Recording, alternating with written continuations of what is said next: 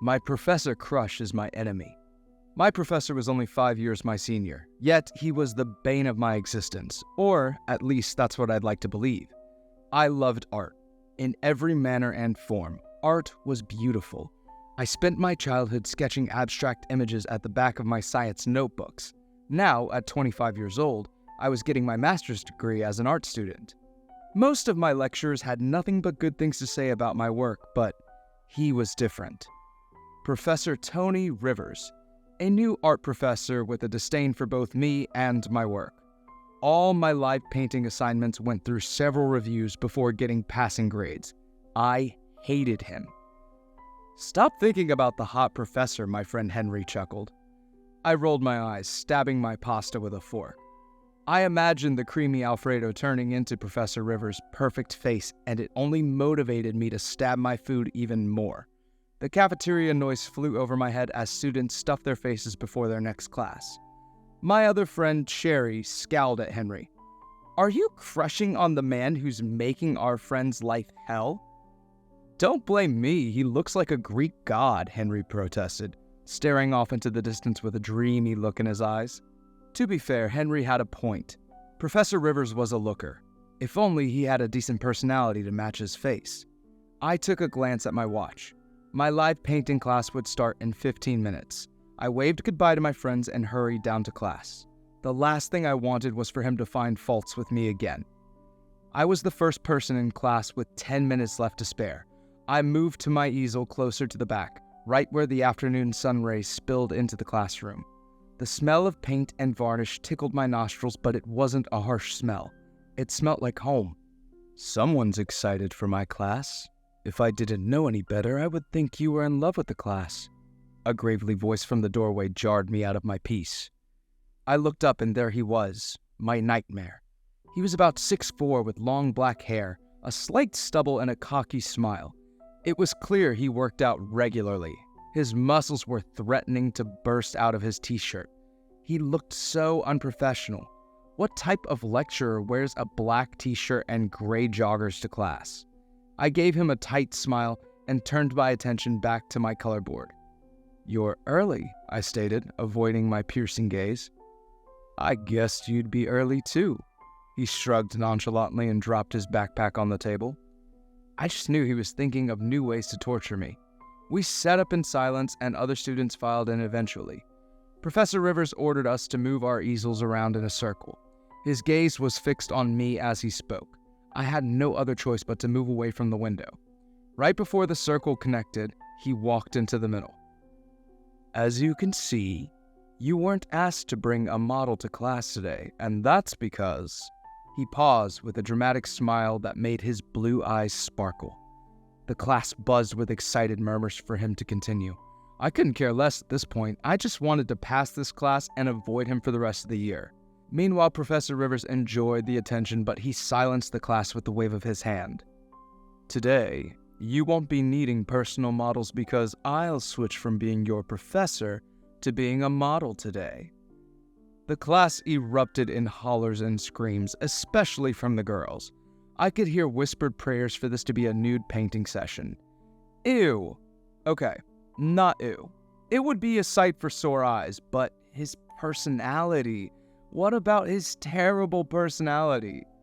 Regardless of what I thought, everyone got into their positions and Professor Rivers posed in the middle. I started with a rough sketch of his frame before going into detailing. Live painting wasn't my strongest forte, but I was willing to grow. I alternated my gaze between my canvas and the model, pausing to add details to his muscles. I snuck a peek at the canvases around me and splashes of color were already breathing life into their work. A bead of sweat trickled down my forehead as I looked at the bare sketch on my canvas. It was time to paint. I carefully added color, bringing the handsome devil to life. My brush hovered over his eyes and I looked up to confirm the color. Our gazes locked and I jumped. The corners of his lips turned up into a smile and my cheeks flushed. It felt too intimate for some reason. I looked back to my painting and finished adding the minute details. It didn't look right. Professor Rivers agreed. "Your painting is the worst from this class." I winced at his comment, but it was the truth. It didn't look right. It didn't feel right. I know, sir. I'll try to improve before the next class. I'll help. Stay back after the class. The rest of you can leave now. Class dismissed. My jaw fell open in shock. Did Professor Rivers just offer to help me? Why? The door clicked closed behind the last student and I fiddled with my fingers.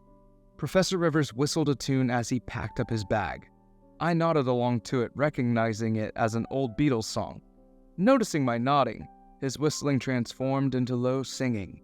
I mouthed the words in a whisper after him, feeling nostalgic. My father used to love this song. I didn't tag a young one like you as a Beatles fan, he pointed out, interrupting our singing session. I shrugged. My dad played their songs all the time, and I'm not a youngling, I'm 25. Touché, he simply replied, not making further comments about my age. I want to help you with your live painting. I stammered, unsure of how to respond to his sudden kindness. Thank you. Are we doing it now? We won't be doing anything today. Do you have any plans for tomorrow? Tomorrow was Thursday. It was my free day. No work, no classes. No, sir. Great. Send me your address. I'll be at your place for practice, he said. He packed up his stuff and waved goodbye before leaving the classroom. It wasn't until I heard the door slam shut that my brain came back to work. Excuse me? You're coming where?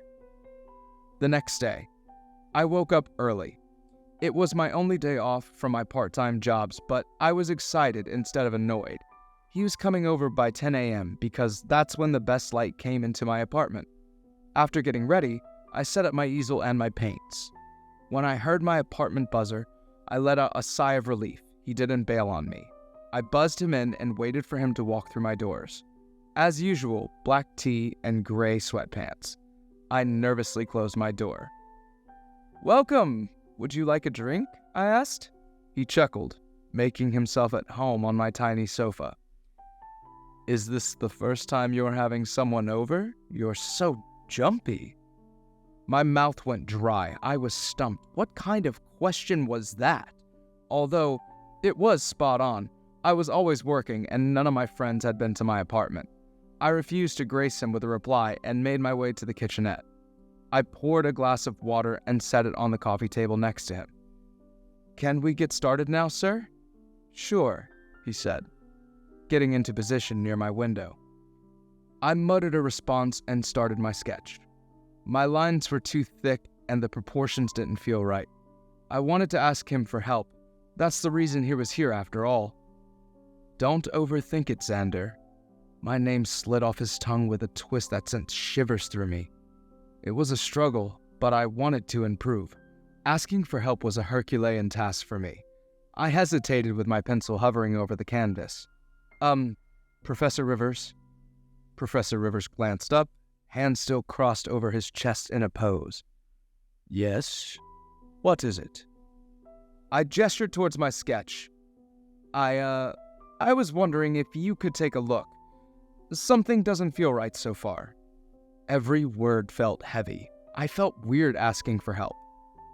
Of course. Let's see what you've got so far. As he approached, I couldn't help but tense up. I expected his criticism to rain down like a torrential storm, but to my surprise, he maintained a distance from both me and my canvas. Your proportions are slightly off, and your use of line weight could vary better to create depth before painting. He examined with a critical eye. His criticism was pure, and I couldn't detect any malice. I nodded along, trying not to let my insecurities consume me. Right, I see what you mean. I'll make those adjustments before I start painting. With the suggested changes, painting was an easy task. Finally, it was done. After what seemed like an eternity of having my back bent, I stepped back to assess my work. It wasn't perfect, but it was much better. And for the first time in a long time, I felt a flicker of pride in me.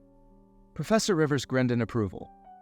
It's better, but don't mistake progress for perfection. There's still work to be done.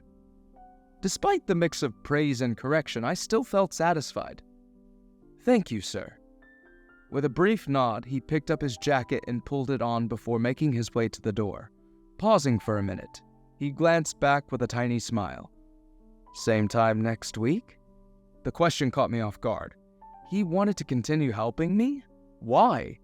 It was strange, but beneath the surprise, there was gratitude. I smiled eagerly. "Yeah, same time next week sounds great." Some weeks later. 3 weeks passed and I got better. Professor Rivers consistently showed up for our tutoring sessions, and recently he started bringing cupcakes. It was weird, but all he did was bring cupcakes, get into a pose, and critique my painting when it was done. Nothing more. Was he treating me like a pet of some sorts? But that would have to wait. Today was Thursday again. My tutoring session with him would start in 30 minutes, and I was still at work. I worked part-time at Happy Beans, a coffee shop in town. Today was my off day, but I covered this shift as a favor to Bernie, my coworker. He clocked in and promised to take over by 4 p.m., but he still hadn't returned. I anxiously watched the clock and the door, hoping for Bernie to show up, but he didn't. For the first time, I would have to cancel my session with Professor Rivers. Resigned, I drafted an apology text explaining my circumstance at the coffee shop. "I'm sorry, sir. My shift at the coffee shop I told you about is taking longer than expected." Before a reply could come in, another customer placed an order. I shoved my phone into my pocket and got busy. As time passed, the sun set and I switched on the night lights. The warm fairy lights above cast a warm glow over the coffee shop. Only a few customers were left drinking the last drops of their coffee. The bell above the door dinged and I turned my attention to the new customer. "Welcome to Happy Beans, what can I get you?" "A cappuccino would do just fine." I gaped at Professor Rivers. He stood in the middle of the coffee shop, his eyes twinkling with mirth. "Is this how you treat customers, or is it just me?" "No, I'm so sorry. A cappuccino is coming right up, but why are you here?" I asked in a hushed whisper as I brewed his coffee. "I had to pick up a document at my former school, and I realized your coffee shop was on the way." "Oh," I responded absent-mindedly. I had questions about his former school, but I didn't know if I was in the right place to ask. "Your questions are seeping through your pores. Just ask." "It's just that I don't know a lot about you. What's the name of the school you used to lecture at?" "Harriet's. It's just down the street on the opposite end of the art district," he responded, ruffling his hair. He looked stressed. I sped up my motions of making the coffee while asking him questions.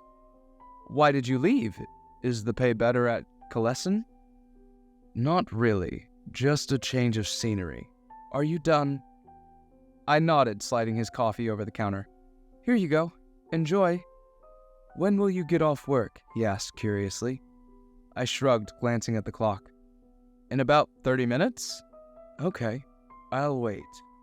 With that, Professor Rivers settled at a nearby table, and I wiped down the counter with renewed intensity. 30 minutes passed and customers trickled out. I sighed.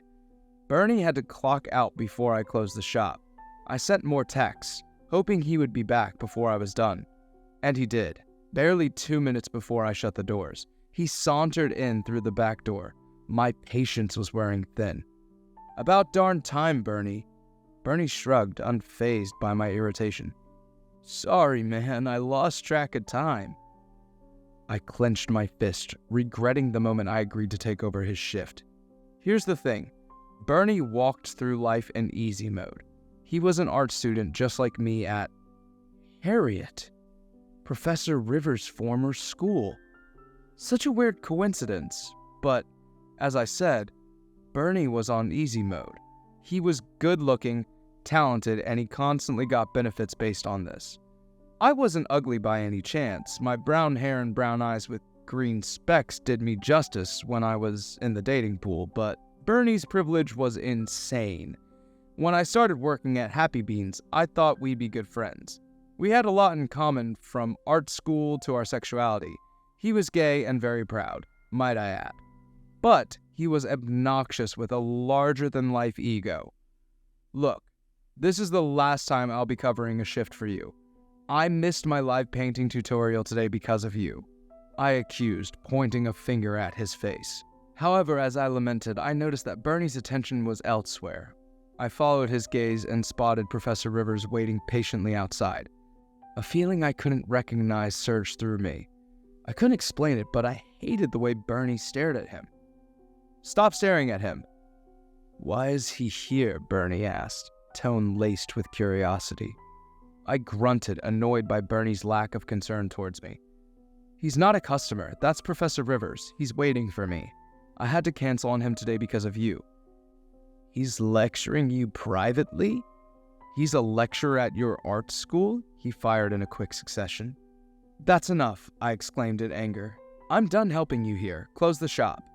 I slammed the key on the countertop and walked outside to meet Professor Rivers. I explained that my coworker would finish closing up. "Okay," he nodded indifferently. "My car is at the mechanic. Should I order a ride for you?" "No, I'll take the bus. You can get a ride for yourself." I did the mental math of how much of an Uber would cost. Not worth it at all. He paused, phone in hand. I guess I'll take the bus too then." We walked down the sidewalk towards the bus stop. The night air was crisp and it bit at my skin through my shirt. While some shops closed for the day, some were just opening. Nightlife was about to begin. Among those businesses was an arcade by the side with 2 game machines at the entrance. A plump man in a tight suit stood outside with a microphone shouting, "Pay for one, get one free, only $1." I was shocked. $1 for a game machine? No, silly, $1 for a game session. I'm guessing it's like a couples event. My body tingled with excitement. I loved games, but my anticipation waned at the thought of school and work tomorrow. I needed to get some sleep instead. "I shouldn't," I mused aloud. Professor Rivers, however, encouraged me to indulge. "Come on, loosen up a little. You deserve it. I'll play." Before I could respond, he already shelled out $1 to the plump man. With the money gone, I joined him for a round of games. As we played, I noticed the joy on Professor Rivers' face. I'd never seen him smile so much. In fact, he was helpful and kind, and his criticism was only to improve my art. Maybe he wasn't that bad after all. The next Thursday. We had just finished our session for the day. I was a little bit tired, and it appeared to be the same for Professor Rivers. He was on my couch, arms crossed over his chest and eyes closed. I wasn't sure if he was asleep, but I made my movements lighter as I put away my painting tools. I shifted the easel to the window to let my painting dry faster. The sun was in the final stages of setting, spilling a deep orange glow into my apartment. Professor Rivers was seated right in the middle of the golden hour, looking like a Greek god. "You're staring," he said, eyes still closed. I jolted, stumbling over a can of paint towards the calm figure on the couch. In a haste, I reached out to block my fall. My hands ended up on his shoulder with my body directly over his. His eyes floated open, greeting me with his piercing blue gaze. I'm sorry," I stammered, feeling flustered by the sudden turn of events. He squinted, remaining in the same position. "What do you do for fun, Xander?" "Excuse me?" Shocked, my elbows went weak and I came crashing down on his muscled frame, ears against his chest that was now vibrating with laughter. I blushed and scrambled up to my feet. This was embarrassing. I'm sorry. "Stop apologizing. It's not like I broke a bone or something. What do you do for fun?" "I paint." "Apart from painting?" "I go to the movies occasionally." "God, you're like my grandpa," he muttered, but I could still hear him. "Geez, I'm not," I protested, taking a seat next to him. "Okay, I'll list out 3 fun things and you'll tell me which one you've done in the past week." "Deal." He shifted his body to face me and listed on his fingers. "Running, ice cream, games." "Does running to work count?" Oh, I played games recently," I declared with a smug smile. He shook his head and facepalmed. "Running to work or school doesn't count. I made you play the game, and please tell me you're joking about the ice cream part." "Nope, I've not had ice cream in a long while. Don't judge my fun life just by those." He chuckled, getting up to his feet. "Those are the basics, and you haven't even cleared that level. I've got to go now." I got up too and followed him to the door. Just because I don't do fun things doesn't mean my life is boring. "It does," he said, with a wave before walking down the stairs. I stood by the door for a while, watching his frame until it disappeared into the stairwell. I'm totally having fun. I always have fun, right? A few days later. "Where are you taking me to?" Professor Rivers stopped at a red light and we watched the cars pass by. He didn't reply my question. I tried asking again, "Where are we going?" "It's a surprise," he insisted, shaking his head at my insistence. "Don't you know how surprises work?" To be honest, I didn't. Nobody ever surprised me. My parents were always too busy with work and never really cared. Now I was an adult with responsibilities. Surprises didn't exist in my dictionary. Still, I tried to quench the fire of excitement that was brewing in my belly. I spent the week looking forward to our painting session, but the professor showed up and bundled me into his car instead. The light turned green and we blended into midday traffic again. It took about 20 minutes before we finally got to our destination. "Where are we?" I asked, trying to figure out our location. "You'll see. You need to loosen up more, Xander. There's more to life than school and work." He unbuckled his seatbelt and got out of the car. I hurried after Professor Rivers' tall frame towards the building where he was already holding the door open. Blushing, I muttered a thank you and stepped inside the building. He entered after me and shut the door with a jingle of the overhead bell. The bell was already a dead giveaway to the sight of children, parents, and ice cream. "Ice cream?" I asked dubiously, turning my attention to the smiling man beside me. "Why ice cream?" "Just a lucky guess. When was the last time you had some creamy goodness?" To be honest, I couldn't remember. "Maybe when I was 8, I shrugged. "It's been a very long time." "Oh," he paused with a worried look on his face. "Are you lactose intolerant?" "Thankfully no, or your surprise would have turned into a disaster," I giggled, walking to the counter with a pep in my step. I ordered a homemade vanilla with caramel and Professor Rivers went with the odd choice of cookies and cream. Ew. I couldn't stop the disgust on my face as he dug into his ice cream. "You're eating toothpaste ice cream."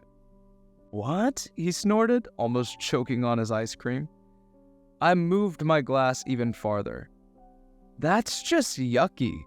"It really isn't. Here, have some," he offered, pointing a spoonful in the direction of my mouth. We both paused in silence for a minute. This was weird. First, we're at an ice cream shop, and now he was attempting to feed me. I stole a glance at other patrons, and like I expected, they were staring. Heat filled my cheeks, and I patted his hand. People are looking at us weird. That's enough. He looked around too. "Why is that woman covering her kid's eyes?" "It's nothing," I sighed, looking at the melting mint ice cream on his spoon. He was a straight man, and the oddity of our situation was lost on him. Unable to make sense of what possessed me, I leaned over and took his spoon in my mouth. It didn't taste as bad as I thought it would. "Not that bad." "I told you." "Want some more?" He was unbothered by the weird gazes. He didn't care. It was a breath of fresh air. "The next Thursday." "What have you been up to recently, Xander?" "Yeah, where have you been?" I stared back at my friends. Henry and Sherry had cornered me during lunch at the cafeteria.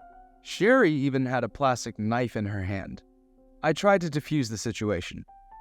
"Let's just calm down and take deep breaths. You've been so busy. You're either in your classes or at work. You rarely hang out with us anymore." Sherry whined and slammed the knife down on the table. Henry scowled, taking a seat beside Sherry. "That's not it. Your schedule is the same, but you're so unavailable. Are you dating someone?" "What?" I exclaimed. "No! I wasn't dating anybody." I had just been spending all my free time on new adventures, as Professor Rivers would call it. If Henry looked slightly suspicious before, he was now fully suspicious. Something's up. My phone dinged with a message from Professor Rivers. It was a video link to a recording of one of his own live painting sessions. I fished out my earphones and started watching. Henry and Sherry shared a look. "I thought you hated his guts." I shook my head. "Nope, I just found him annoying in class." "Right. What about now?" Sherry asked. I considered telling them about my private lessons. It wasn't scandalous or anything. "And he has been tutoring me." "Live painting? Where?" they both asked with creepy similarity. "Yes, my apartment." That was a wrong move. They both erupted in squeals, attracting odd looks from other students. Thank God I didn't mention anything about the arcade or ice cream. "It's not what you think at all. It's strictly professional, and I don't even think he's..." I paused, unsure of how to continue. Henry giggled. "Gay? You're not sure if he's gay. Or you're not sure if he's interested in you." "Do you want to test it out?" Sherry asked with a villainous chuckle. Henry interrupted. "His sexuality or him in all of his sexy glory?" "Hey, that's enough." I shut down their horny party real quick. "Don't forget that he's a lecturer and I'm his student." "Yeah, this is an art school, not a high school. You're both mature adults," Sherry explained. Her words rang in my head all day, even during my next session with Professor Rivers. I shouldn't have listened to their response. All of a sudden, his hair was silkier, eyes bluer, and his muscles appeared fuller. I realized I was ogling my professor, and I didn't feel guilty. "I think I've taught you all I can. You're doing so much better now," he commended, taking in my most recent painting. I look so good for some reason. The works of French artist Gérôme flashed through my head. He painted several versions of a sculptor who fell in love with his statue. Did I fall in love with my art? We both stared at my painting. At least it was much better. The tutorial sessions wouldn't be necessary anymore, so after a long month, this was the end. My shoulders sank and we continued to stare at my painting. I didn't want it to end. Thankfully, Professor Rivers didn't say anything about our private tutorial coming to an end. I didn't ask either. In this way, I went through the motions of my week. Art school, work, home, a forced movie date with Henry and Sherry. Quite boring if you asked me, because my anticipation was placed on Thursday, my next tutorial with Professor Rivers. I set up my canvas in its usual position. The sun streamed into my living room just like the first day Professor Rivers modeled for me. The buzzer rang and I adjusted my shirt in the mirror next to the door. I was fully aware of the extra gel in my hair and the sweet musk of my cologne. "What are you doing, Xander?" I thought out loud before opening the door. My heart palpitated at the sight in front of me. Professor Rivers looked amazing. He had a gym bag slung over his shoulder and his hair was still wet from the shower. He probably came directly from the gym. "Hello there. Going somewhere?" he asked, walking into my apartment. Why was he asking? Did I look overdressed? Will it make this awkward? Unable to control my mouth, I blurted out, "Yeah, I have a date." He paused in the middle of my living room, face turned away from me. "Oh, that's nice. Are you taking her to a fancy restaurant?" I burst into laughter. There was no date, and he thought it was a her? What's so funny? Realizing that he wasn't seeing the comedy in the situation, I had to correct him. "I'm not into girls. It's a common topic at the art school. You didn't know?" "Really?" he whispered, turning around to face me.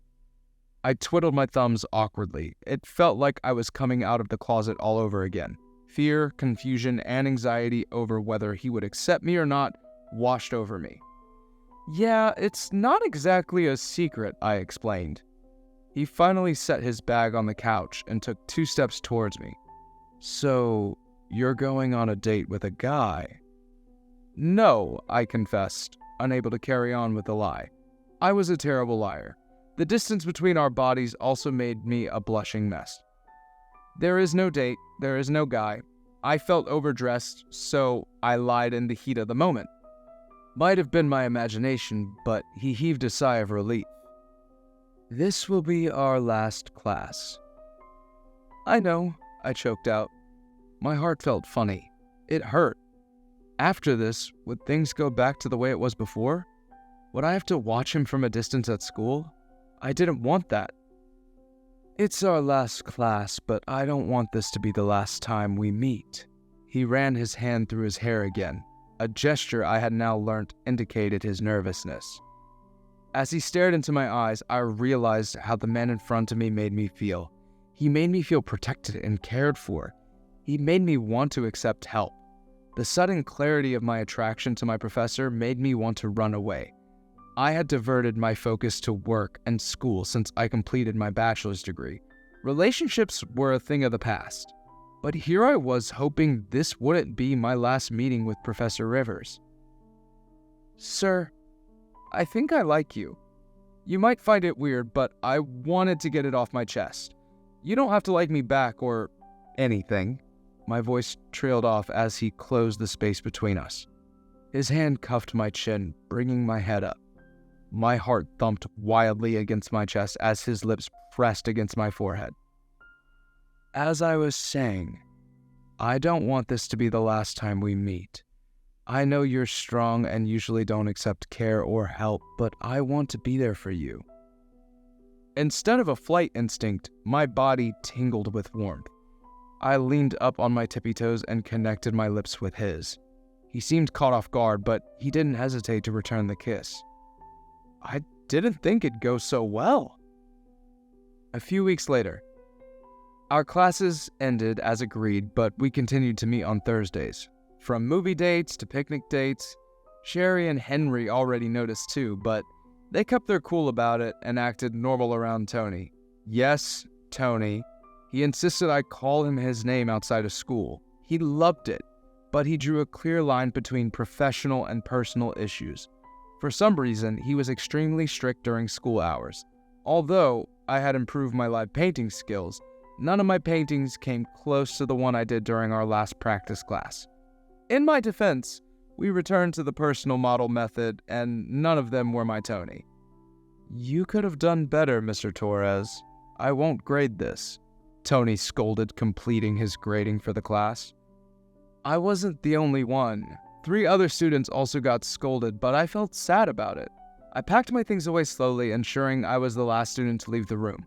I slipped my phone into my bag and walked over to Tony's desk. You're being extra mean to me. Why? I asked with a pout. He looked towards the door before patting my head. I'm not being mean. I'm just trying not to be partial to you. It'll look suspicious. I understood him. The stakes were higher now that we were in a relationship. I get it, but still, I want my boyfriend to be soft. I took a step closer. Sweet. I placed my lips against his. And warm to me. Resenting himself to his fate, he returned the kiss. Fine, I'll be sweeter, but no more kisses in school. I giggled and leaned back. Fine, school is sacred. We grabbed dinner together after, and he slept over at my apartment since it was closer to the art school. We both had early morning classes, and it worked out. We followed our usual routine the next morning, shower, breakfast, and off to campus. But I couldn't shake off the weird gazes we received on campus. Murmurs and whispers followed behind us, and I was bewildered. We parted ways inside. I headed to my sculpting class, hoping things would be normal there, but as soon as I entered the classroom, I noticed the odd looks and hushed conversations. Relief washed over me as I noticed Henry and Sherry in the class too. After the class, I hurried over to them. Guys, everyone is acting weird. What's wrong? Sherry's response was cryptic. You didn't see it? What? I asked, confused and frustrated. Without another word, Sherry and Henry dragged me into the school's notice board. Right in the middle was a picture of me kissing Tony in the classroom yesterday. How did this get here? Regardless, I shrugged it off. We're both consenting adults in a relationship. What's the biggie? Sherry's expression turned even more somber as she pointed to a letter next to the picture. It was a letter of dismissal from Harriet's art school addressed to Professor Tony Rivers. In it, he was accused of making inappropriate advances to a male student. Shocked, I didn't know how to react. Just as our love started budding, trouble arose. The school was notified of our relationship and Professor Rivers' job was at stake.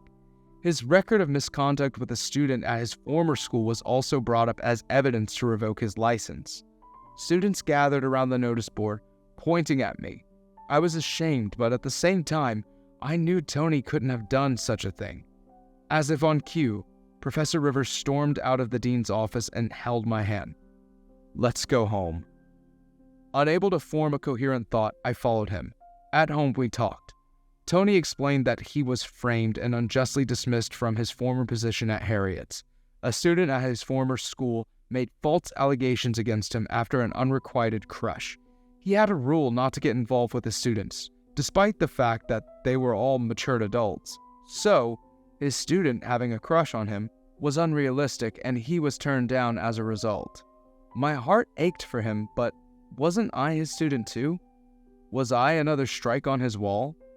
Unable to resist, I asked, "Then what about me?" Tony patted my head with sincerity in his eyes. "You are the only exception. You might not remember, but you saved me 2 years ago." "What?" I remarked in surprise. "I don't remember meeting you." 2 years ago when I lost my job, I stumbled aimlessly around the art district for a while until I bumped into a man rushing with a file of papers. The papers went flying in the air and the man was resigned, unwilling to go through with the stress of picking it up. I scoffed. "Was he that lazy?" Tony let out a deep chuckle, reminiscing old memories. "Yes, but his tiredness came from the soul." I understood. He said he was too tired to go on. He worked part-time jobs to see himself through uni with a degree in fine arts. Now his dream school for his master's, Coleman, was about to stop receiving applications, but he wasn't sure the school was meant for him. As Rivers recounted the meeting, my memory stirred. I was him. I was the man rushing with a file of papers. It was dark time in my life, and the mysterious man was the push I needed. Tears welled up in my eyes as I realized the significance of that encounter.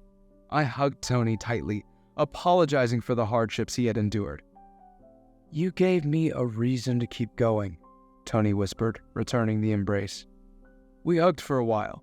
A violent emotion stood tight in my heart. Anger. Towards the student who made such horrible allegations. "Just tell me his name." "Bernie Whitman." Shock reverberated through me. Bernie was my co-worker at Happy Bean, a face I saw every day. The betrayal cut deep, leaving me reeling with disbelief. No wonder he was asking so many questions that night. 2 days later. The only way to make this go away was a confession from Bernie, but ever since that day, he stopped showing up at Happy Bean. We had no other choice but to ask my boss for his address. After hearing our story, he was all too willing to give it up. "That sneaky bastard, I knew I didn't like him," he muttered, writing out his address on a sheet of paper.